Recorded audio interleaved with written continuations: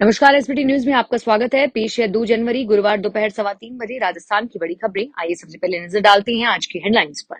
सालासर बालाजी धाम में दर्शन करने पहुंचे केजरीवाल, लगे मोदी मोदी के नारे। राजस्थान में बनेगा विश्वविद्यालयों का कॉमन एक्ट।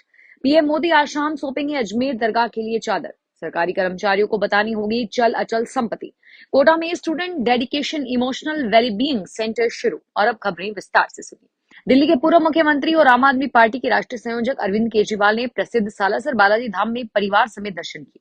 नए साल के अवसर पर भगवान बालाजी से देश और जनता के लिए सुख की कामना की। इस दौरान उन्होंने कुछ समय मंदिर परिसर में भी बिताया। जब अरविंद केजरीवाल दर्शन करके बाहर निकले तो वहां मौजूद लोगों ने मोदी मोदी के नारे लगाने शुरू कर दिए। हालांकि ये स्पष्ट नहीं हो पाया है कि नारे लगाने वाले भाजपा के समर्थक थे या स्थानीय लोग। राजस्थान के सभी विश्वविद्यालयों में कॉमन एक्ट और समान कार्यप्रणाली की कवायद शुरू हो गई है। राज्यपाल और कुलाधिपति हरिभाऊ किशनराव बागड़े ने उच्च स्तरीय कमेटी गठित की है। राजस्थान में 28 सरकारी विश्वविद्यालय है और इनके एक्ट, अधिनियम, कार्यप्रणाली विधानसभा से पारित है। अलग अलग एक्ट, अधिनियम, कार्यप्रणाली के अनुसार इनमें शैक्षणिक कार्य किए जा रहे हैं। इससे कई बार विद्यार्थियों को परेशानी होती है। खासतौर पर एक विश्वविद्यालय से माइग्रेशन लेकर राज्यपाल और कुलाधिपति हरिभाऊ किशनराव बागड़े ने कमेटी गठित की है। अजमेर स्थित ख्वाजा मोइनुद्दीन चिश्ती के 813वें उर्स के मौके पर प्रधानमंत्री नरेंद्र मोदी आज शाम केंद्रीय अल्पसंख्यक मामलों के मंत्री किरेन रिजिजू और भाजपा अल्पसंख्यक के राष्ट्रीय अध्यक्ष जमाल सिद्दीकी को चादर सौंपेंगे।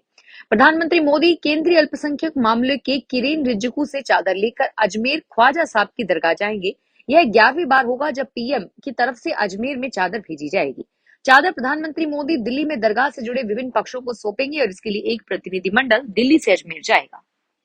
राजस्थान में नए साल की शुरुआत हो चुकी है। हाल ही में 1 जनवरी को प्रदेश में कई आईएएस और आईपीएस का प्रमोशन हुआ है और अब जल्द ही प्रदेश में सरकारी कर्मचारियों का भी प्रमोशन होना है। यह काम सरकारी कर्मचारियों को 30 जनवरी के पहले करना होगा। प्रदेश के कार्मिक विभाग ने आदेश जारी करते हुए बताया कि प्रदेश के सभी विभागों के कर्मचारियों को अपनी अचल संपत्ति का विवरण खुद की एएसएचओ से लॉगिन करके राजकाज पोर्टल पर आईपीआर मॉड्यूल से भरना होगा और 31 जनवरी को यह पोर्टल बंद हो जाएगा। कोटा में राजीव नगर में स्टूडेंट्स की समस्याओं को समझाने और दूर करने और काउंसलिंग के लिए student dedicated emotional wellbeing centre शुरू किया गया है। पढ़ाई का तनाव हो या एग्जाम में मम्मी पापा की डांट का डर हो, इन सभी बातों को आप बता पाएंगे। आमने सामने बात करने में हिचक हो तो फोन करके अपनी प्रॉब्लम बता पाएंगे। यहाँ एक ही जगह पर अलग अलग काउंसलर स्टूडेंट्स की समस्या के समाधान के लिए मौजूद रहते हैं। मेडिकल कॉलेजों में फैकल्टी के पदों पर कार्यरत करीब 300 से ज्यादा टीचर्स के प्रमोशन में देरी से मेडिकल कॉलेज शिक्षक संघों ने नाराजगी जताई है। संघ की ओर से इसके लिए 2-3 बार मेडिकल एजुकेशन सचिव को भी पत्र दिया गया है, लेकिन अब तक शिक्षकों की डीएसपी नहीं की गई है। संघ से जुड़े डॉक्टरों ने बताया कि करीब 300 डॉक्टर्स हैं जिनकी पदोन्नति अप्रैल 2024 में होनी थी, लेकिन अब तक विभाग ने इनकी पदोन्नति नहीं की। विधानसभा क्षेत्र की सांसी कॉलोनी रातानाडा की बस्ती में दीवारों और खंभों पर लापता विधायक अशोक गहलोत के पोस्टर जगह जगह नजर आ रहे हैं। राजस्थान के पूर्व मुख्यमंत्री और वर्तमान में सरदारपुरा के विधायक अशोक गहलोत के खिलाफ जनता का आक्रोश अब खुलकर सामने आ रहा है। चुनाव के बाद से वे न तो क्षेत्र में लौटे हैं और न ही जनता से संवाद किया। उनके विधायक कोष से किसी भी प्रकार का विकास कार्य नहीं हुआ है। अलवर जिले में सरसिका टाइगर रिजर्व में युवा बाघों के बाहर निकलने का खतरा मंडरा रहा है। पिछले 2.5 साल के दौरान कई युवा बाघ अलवर जिले की दहलीज को लांघकर जयपुर दौसा हरियाणा पहुंच चुके हैं। युवा बाघों के एक के बाद एक सरसिका जंगल से बाहर निकलने से एक बार फिर बाघों की संख्या घटने की आशंका है। जयपुर में सीकर हाईवे स्थित अशोक विहार में रहने वाले रोशनलाल के मकान में बदमाश लाखों रुपए का सामान चोरी करके ले गए। चोरी के सामान को पिकअप गाड़ी में भरा और हरमाड़ा थाना पुलिस फुटेज के आधार पर चोरों की तलाश कर रही है। राजस्थान में श्रीगंगानगर में कोहरे ने गुरुवार को गाड़ियों की स्पीड पर ब्रेक लगा दी है। आज सुबह सड़कों पर वाहनों की आवाजाही तो कम थी ही, लेकिन जो लोग निकले वे बेहद धीमी गति से वाहनों की हेडलाइट जलाकर चलते नजर आए। जिले का अधिकांश हिस्सा कोहरे में था और सर्दी के चलते दैनिक गतिविधियां भी देरी से शुरू हुई हैं।